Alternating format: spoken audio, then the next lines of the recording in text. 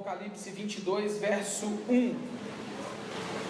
Eu farei a leitura e você pode acompanhar aí na sua Bíblia, tá bom? Apocalipse 22, do verso 1 até o versículo 5. Diz assim, olha: Então me mostrou o rio da água da vida, brilhante como cristal, que sai do trono de Deus e do Cordeiro. No meio da sua praça, de uma e outra margem do rio, está a árvore da vida, que produz 12 frutos, dando seu fruto de mês em mês, e as folhas da árvore são para a cura dos povos. Nunca mais haverá qualquer maldição. Nela estará o trono de Deus e do Cordeiro. Os seus servos o servirão, contemplarão a sua face, e na sua fronte está o nome dele. Então já não haverá noite, nem precisam eles de luz de candeia, nem da luz do sol, porque o Senhor Deus brilhará sobre eles, e reinarão pelos séculos dos séculos. Irmãos, nós não temos ideia do que aconteceu, por exemplo, com a cidade de Berlim, depois da Segunda Guerra Mundial, ou no momento em que ela foi tomada pelo Exército Vermelho, pelo Exército Russo, quando, enfim, a Segunda Guerra Mundial foi decretada, encerrada, acabou, não tem mais guerra. Para matar a minha curiosidade, eu busquei no YouTube imagens da cidade de Berlim no pós-guerra, imediato. E eu me surpreendi com imagens que eles conseguiram recuperar e colorir. E assim, numa ótima definição, mostrando o dia a dia dos alemães depois daquela guerra terrível que arrastou a Europa e o mundo inteiro. É um cenário caótico. No início do pequeno filme, a gente já vê um camarada com a muleta, amputado, imagens de pessoas mutiladas, hospitais lotados, e nós sabemos que nesse pós-guerra imediato, quando o povo se deu conta que a guerra acabou, eles tiveram que ver os museus saqueados, a história toda derrubada, destruída, monumentos que foram destruídos também, um lugar completamente devastado. O cenário de um pós-guerra é uma coisa que eu acho que nós não temos a noção do que significa, a devastação. E quando a gente olha para essa ideia de guerra que nós travamos, esse campo de guerra que há semanas nós estamos falando sobre ele, nós percebemos que ele está limitado à esfera do tempo. Ele está compreendido entre o primeiro tiro e o último tiro também. Eu fico viajando nessas histórias, pensando, por exemplo, quando foi dado o último tiro numa guerra, quando falaram assim, acabou definitivamente. E nós sabemos que a história desse nosso campo de guerra, ela está compreendida desde o momento em que o primeiro tiro foi dado ali com Adão, quando ele caiu, quando foi seduzido pelos encantos de um fruto, e cuja sugestão de uma serpente, conhecida como o grande dragão, que nós falamos aqui todos esses dias, falou com ele assim, ele disse que você não pode? Pode sim, existe algo por trás disso, e a mulher comeu do fruto, deu ao seu marido, o primeiro tiro foi dado, e depois desse primeiro tiro, a humanidade, o nosso mundo se tornou um campo de guerra terrível, cujo objetivo dessa serpente, desse dragão terrível, é nada mais, nada menos que deformar a santa criação de Deus. Deus criou um mundo perfeito, lindo, maravilhoso, um jardim poderoso, criou macho, fêmea, criou uma linda composição, uma harmonia maravilhosa. E eu estou falando muito das Crônicas de Nárnia aqui esses dias, e quem não leu ainda O Sobrinho do Mago, que é a primeira crônica, vai perceber um momento lá lindo, onde o leão Aslan que prefigura Jesus nas crônicas, ele sai caminhando por uma terra inabitada. O leão sai cantando, e à medida que o leão, Aslan, sai cantando, o lugar que está seco começa a aparecer um mato verdinho, as árvores começam a nascer. O ato criacional, de acordo com o C.S. Lewis lá do leão Aslan, é um ato cantado. E no momento em que Deus preparou os instrumentos, o Pai, o Filho e o Espírito Santo, um pegou lá uma flauta, sei lá, aquela coisa linda, Pai, Filho e Espírito Santo falando assim, vamos cantar isso aqui, vamos tocar isso aqui. Esse mundo foi criado perfeito. Só que aí uma história foi desenhada a partir de um tiro, onde um dragão, uma serpente, esse inimigo terrível, ele falou assim, eu estou em guerra contra esse reino. E a ação do inimigo o tempo inteiro foi tentar o quê? Deus criou o homem bom, criou o homem, a sua esposa, os seus filhos, falou, cuida dessa terra, deixa tudo bonitinho. Aí o que o homem fez depois do primeiro tiro? Ele assassinou o seu irmão, ele poluiu os rios. Tudo que o inimigo quer é deformar essa criação perfeita. E quando nós olhamos para o início e percebemos o primeiro tiro nessa batalha, a Bíblia nos dá a condição de olhar para o último tiro também, a última batalha. E falamos semana passada de que o último inimigo a ser vencido será qual? A morte. No dia que a morte morrer, aí os nossos instrumentos estarão preparados e aquela bela canção de adoração ao Cordeiro será entoada, porque enfim agora a guerra acabou. Semana passada nós falamos sobre isso, o dia que o último inimigo foi vencido, o dia que a morte morreu. E hoje nós estamos aqui para falar o que acontecerá depois que o último inimigo for vencido. Eu acho linda a ideia de pegar Gênesis e Apocalipse, como num livro chamado Mais Que Vencedores, de um teólogo chamado William Hendrickson. Ele faz um paralelo que eu acho no mínimo maravilhoso. Ele diz que no livro de Gênesis, Deus criou o céu e a terra, e aí veio o campo de guerra. No Apocalipse, a descrição de um quê? Novo céu e uma nova terra. Lá no Gênesis, Deus criou o sol e a lua, e no Apocalipse a descrição de que sol e lua não são mais necessários, porque Deus é a luz que vai iluminar esse lugar. Amém? Olha que coisa linda. Nós estamos compreendidos num campo de guerra, e a Bíblia nos dá uma visão privilegiada, dizendo, entre o primeiro e o último tiro, você está aí pelejando, mas lá no final haverá uma restauração maravilhosa. O livro de Gênesis fala do paraíso que se perdeu, o Apocalipse fala do paraíso restaurado. O Gênesis fala da ação do diabo, o Apocalipse fala da destruição do diabo. O Gênesis fala do homem fugindo de Deus, o Apocalipse fala do homem em plena comunhão com Deus. Nossa, Pai, eu sonho com esse dia. Eu não vou precisar ficar me escondendo mais de Deus assim, sabe? Quando você peca e fica tipo sem graça, e de novo, Senhor, meu Deus, e campo de guerra. O Gênesis fala da barreira para a árvore da vida, lembra disso?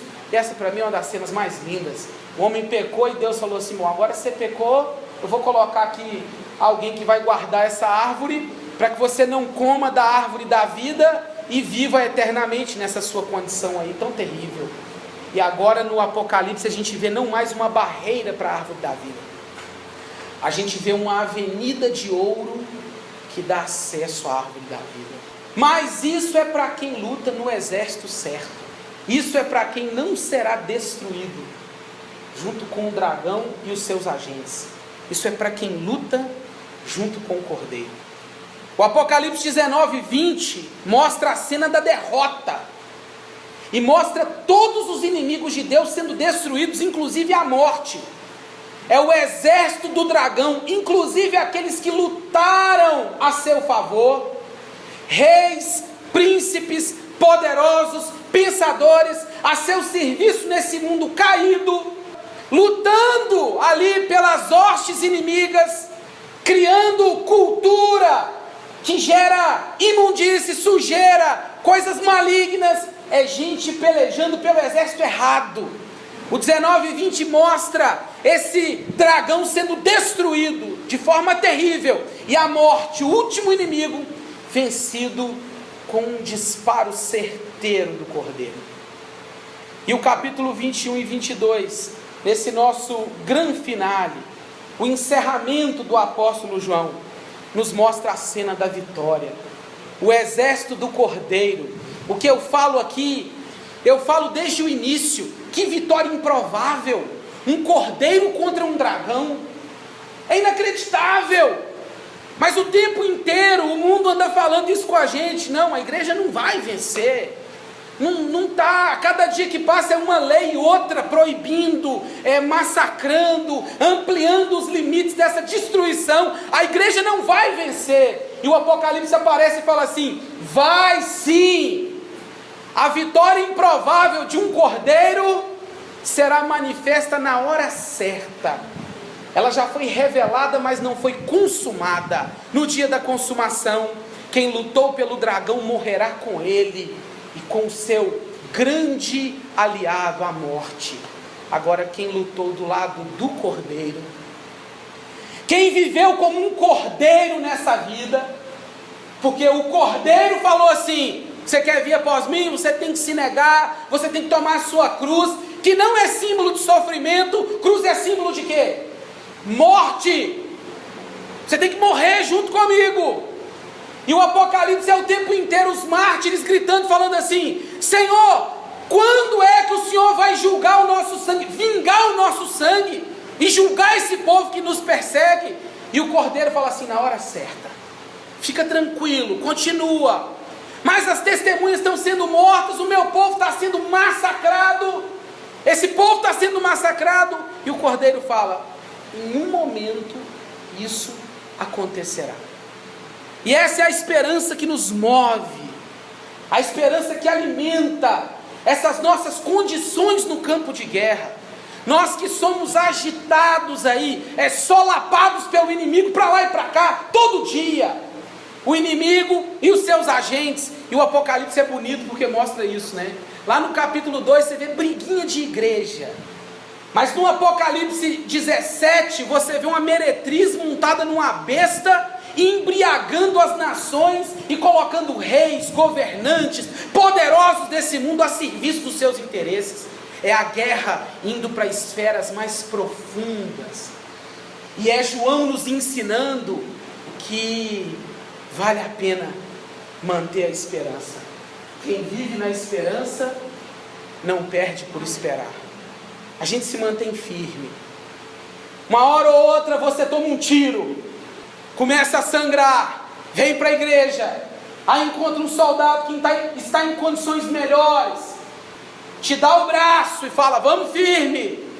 Uma hora você vê um irmão que é acometido por uma bomba. Tem horas, como eu falei no primeiro sermão, a bomba bate lá na igreja, desaba o teto, sobe uma poeira fina, todo mundo se desespera, e a gente vai buscar na palavra, nas palavras do nosso comandante, o que fazer. Essa é a nossa guerra. Irmãos sendo torturados na Coreia do Norte, em vários países cuja perseguição é terrível. O mundo promovendo uma cultura completamente anticristã, leis sendo aprovadas o tempo inteiro, que na verdade são mais armas do inimigo para tentar sufocar os cristãos. A nossa fé está sendo colocada à prova o tempo inteiro, porque o inimigo com as suas hostes não vai sossegar enquanto não fizer o máximo que puder para destruir o povo de Deus. Ele não conseguirá. A esperança que nós carregamos de que um dia a vitória final será consumada e com ela nós reinaremos com Cristo, é o que deve nos mover diariamente.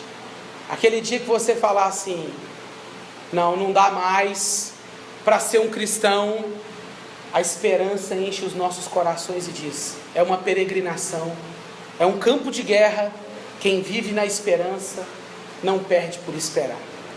Nós não viveremos numa terra de ervas daninhas, espinhos. O solo será fértil, verde, árvores viçosas, flores, frutos. João diz assim: o mar não mais existirá. Já pensou, eu que gosto de praia, se o novo céu e a nova terra não vai ter mar? Você já parou para pensar o que significa o mar para um exilado? Numa ilha. João estava numa ilha, gente, cercado por mar. Ele olha para aquilo e fala: isso significa separação, tribulação, mistério. O mar já não existe. Nós viveremos num novo céu e numa nova terra, onde o mar, na sua inquietude, a sua agitação, não tomará mais conta das nossas vidas e dos nossos corações. Isso serve para os ansiosos aqui, ó. Quem vive agitado, eu repito, é quase um mantra lá em casa, né? Aquele versículo de Isaías, não me engano agora, 57, 21, 51, 27, que ele fala assim: mas os perversos são como o quê? O mar agitado que não se pode aquietar. Para eles não há paz. Na hora que eu estou muito agitado, eu fico assim: mas os perversos são como o mar agitado. E o texto fala assim: que espumam de si as suas próprias sujidades. Eu fico, meu Deus, essa agitação toda. A Bíblia diz que o novo céu e a nova terra será o lugar onde nós encontraremos a paz, a segurança perfeita e plena, de que o nosso ar, o nosso céu, não será mais poluído com monóxido de carbono, com substâncias cancerígenas. Os rios que vão correr nessa cidade não são contaminados com mercúrio, metais pesados e muito menos lama tóxica. Muito menos. Não. No novo céu e na nova terra, nós habitaremos num lugar de plenitude. E lembra do que eu falei no início da minha mensagem? Tudo isso que está acontecendo aí, ó, é fruto dessa guerra, do primeiro tiro, da ação do inimigo, sujando os rios, poluindo, destruindo a criação de Deus. O homem encontrou, por causa do pecado e da queda, uma maneira e aliados terríveis para destruir a bela criação de Deus. O que você acha que o homem, quando se depara com aquela belíssima paisagem, ele não encontra palavras e fala assim: é o homem voltando ali, ó, a essência da criação, o que o inimigo o tempo inteiro tentou destruir. Mas a Bíblia nos ensina que quem junto com o Cordeiro lutou, junto com ele reinará num novo céu, numa nova terra e também numa nova cidade. Não há mais escombros nessa nova cidade, não há mais prisões. Já imaginou? Uma cidade sem escombros, sem prisões, sem hospitais, sem ruínas, sem prostíbulos. Já imaginou uma cidade sem um Senado Federal? Um lugar sem esses lugares que precisam administrar as relações humanas, porque o homem transformado, ele habita num lugar onde a lei maior, que é a glória divina, ela faz parte. Passearemos pelas ruas gloriosas com a certeza de que tudo ali é glorioso, porque reflete a glória do Deus que nós servimos nesse tempo. Esse William Hendrickson que eu falei diz sobre as ruínas da cidade meretrícia, a Babilônia, do capítulo 17, aparece a esplêndida visão da cidade de Deus, a cidade desposada, a noiva do Cordeiro. E sabe o que é o mais bonito? O anjo lá no capítulo chama João para ver uma cidade, chama para ver a noiva. E quando João está lá com o anjo, cadê a noiva do Cordeiro? Sabe o que João vê? João vê uma cidade. A noiva e a cidade são a mesma coisa. E eu gosto dessa relação porque isso significa que o universo redimido no futuro, ele é prefigurado pela igreja redimida do presente. O que a gente vê de glorioso e de maravilhoso nesse universo que será restaurado é algo que a igreja já deveria prefigurar, porque fala de redenção. Se a gente fala do céu como algo maravilhoso, espetacular, glorioso, e se somos igreja, nós fomos chamados para viver hoje prefigurando já o que será essa glória no futuro. E olha que coisa linda. Nós encontramos então a imagem dessa cidade gloriosa, da qual nós somos o quê? Uma planta baixa, Emerson. Nós somos eles usavam uma expressão antigamente para um rabisco que se fazia de uma casa, um croquis. Nós somos um croquis, um esboço desta nova cidade. E é assim que nós como igreja deveríamos nos enxergar. Nós deveríamos olhar para esta gloriosa cidade descrita no Apocalipse e falar assim: eu sou isso aqui se eu sou igreja. Se eu sou o exército de Cristo, eu sou isso aqui. E olha que coisa linda. Essa cidade, ela tem uma alta muralha com 12 portas, que representam as 12 tribos de Israel. Isso indica essa revelação que nós recebemos do Antigo Testamento. E que uma igreja que prefigura essa redenção que será manifestada no futuro, no universo inteiro, ela é uma igreja que vive desta revelação que lhe foi confiada. Mais do que isso, essa muralha tem 12 fundamentos. Bom, 12 tribos de Israel, já dá para matar a charada, né? Esses 12 fundamentos, eles têm uma ligação com os 12 apóstolos, que nos dá a ideia desta proclamação do Evangelho. Nós estamos fundamentados como igreja, irmãos, na revelação de Deus, no conteúdo apostólico. O seu comprimento, a altura e largura dessa cidade são iguais, o que revela a justiça de Deus. É um lugar justo, assim como uma igreja tem que ser, um lugar onde a justiça de Deus é pregada e vivida. É por isso que nós não podemos aceitar qualquer padrãozinho na vida comum de uma comunidade. Todas as vezes que você tentar fazer alguma coisa na igreja de Cristo, ou como igreja de Cristo, você tem que pensar assim: a minha ação, ela prefigura essa redenção que será consumada lá no final? É isso que nós devemos fazer. Nós estamos fundamentados na revelação de Deus, na doutrina dos apóstolos, na proclamação do Evangelho, na justiça, porque essa cidade não tem favela, essa cidade não tem bairro de luxo, essa cidade não tem bairro menor, bairro exclusivo, bairro maior. A cidade de Deus é uma cidade completamente perfeita nas suas dimensões iguais, prefigurando a justiça que o povo de Deus deve viver. Sabe o que é bonito? É que a fundação, a estrutura dessa cidade é de vidro límpido. Eles não colocam por debaixo do tapete qualquer coisa, não colocam debaixo da terra qualquer material que não suportará o peso da edificação. Não, está debaixo da terra, nós podemos colocar qualquer coisa. Não, a igreja do Todo-Poderoso, a redenção máxima, a consumação, ela é prefigurada pelo povo de Deus hoje. O povo de Deus que conhece, sabe que é um povo que tem que viver na integridade. Nela não vi santuário. Olha só, não vai ter igreja no céu. Sério, é o que está escrito na Bíblia, né?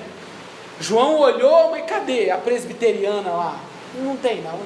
Cadê a metodista? Não, também não vi. Cadê? Eu não vi santuário, sabe por quê? Nós viveremos uma comunhão direta com Deus. Isso me lembra esse sacerdócio universal dos crentes, sabe?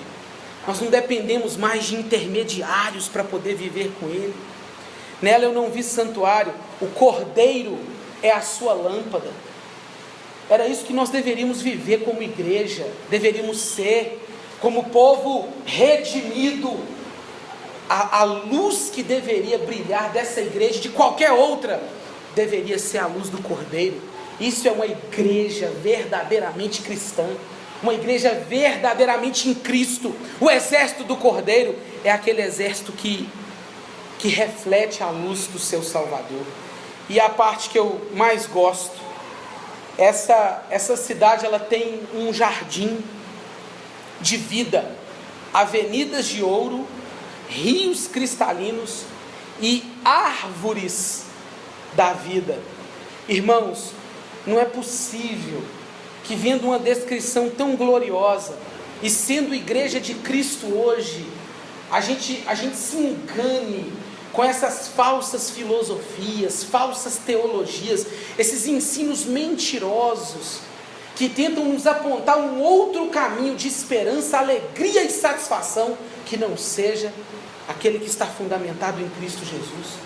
Tem muita gente hoje trocando a bênção, a glória de viver num lugar como esse, e de ser parte de um povo como esse, por causa de um prato de lentilhas. Assim como Esaú fez lá no Antigo Testamento, ele tinha uma bênção do pai, e o irmão ofereceu um prato de sopa de ervilha, algo parecido. Ele trocou aquilo, porque preferiu o profano ao sagrado. Infelizmente, nós que fomos chamados por Deus para viver nesse campo de guerra, e carregando essa esperança, precisamos nos lembrar que essa esperança é a esperança de um novo céu e uma nova terra, é a esperança de uma nova cidade, e a esperança sabe de quê? De um novo homem também. Eu não serei mais o mesmo, um novo homem cujo corpo glorificado, cuja ação do Senhor faz dele um habitante desse lugar, e que vai desfrutar de todas essas bênçãos na sua plenitude. Mas quem é esse homem que vai habitar nesse lugar tão glorioso e tão maravilhoso? A Bíblia diz que somente os inscritos aonde? No livro da vida, e somente aqueles que alvejaram as suas vestes no sangue do Cordeiro. Já pensou nisso? Que tem muita gente que se diz cristã, fundamentada num conjunto de premissas, mas que na verdade lhes falta o encontro pessoal com aquele que dará a ele as vestes necessárias para participar dessas bodas, desse encontro. Quem é que vai poder viver isso? E quem pode saborear essa esperança hoje, agora, no presente? Aqueles que entregaram suas vestimentas, as suas justiças nas mãos de Jesus, e falou assim: lava para mim, purifica para mim, porque só isso me dará acesso a esse lugar tão glorioso. Tem gente que, infelizmente, só costuma dizer e lembrar que essa vitória, ela é um lugar onde não haverá choro, lágrima, dor ou pranto. Mas eu queria encerrar essa série, e eu estou encerrando a minha mensagem, falando de guerra. Nós estamos vivendo num campo de guerra há bem tempo.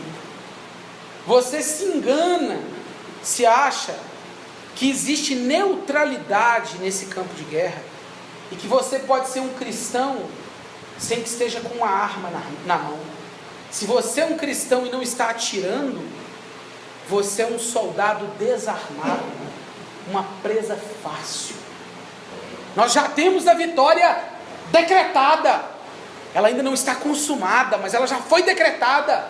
O exército inimigo já está desbaratado e desesperado. Ele está atando bombas no próprio corpo e se destruindo e tentando arrastar o máximo de cristão que puder, porque essa é a sua estratégia. A gente fica com medo. Não, eu estou falando de uma guerra terrível. É a cultura sendo disseminada e destruindo os valores da fé. E a gente se pergunta: o que a gente vai fazer com isso? A gente vai entregar a vida nas mãos do Cordeiro, pedir a Ele que lave as nossas vestes, e ter a certeza de que quem lutou do lado certo da história, e grave isso que eu estou falando, hein? Não foi quem brincou, quem achou que estava lutando, não.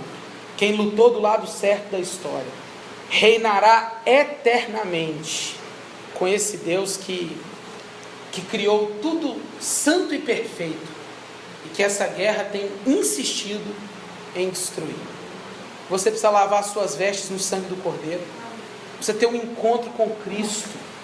Você precisa dizer assim: eu estou lutando do lado errado. E o pior, você talvez seja o pior dos soldados, porque o pior dos inimigos, Porque você é aquele que luta no exército do dragão. Você é um infiltrado. Já pensou na gravidade disso? Um infiltrado, gerando problema, criando na comunidade redimida situação e conflito que nos afasta do ideal que Deus planejou. Hoje é o dia de você falar assim: Cordeiro, me dá uma chance.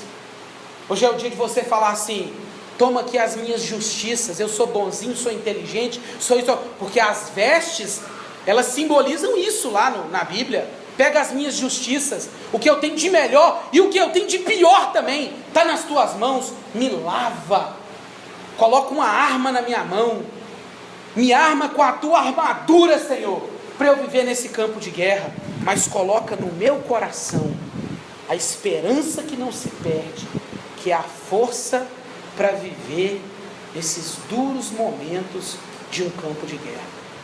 E aí eu vou chegar, meu irmão, cheio de rasgo no corpo, buscando fôlego, cansado, a arma pesada, e depois que o último inimigo for vencido, quando a gente olhar para aquele cenário tipo Berlim, depois da Segunda Guerra Mundial, a gente vai ver um monte de irmão amputado, um monte de irmão com hemorragias que nada estanca.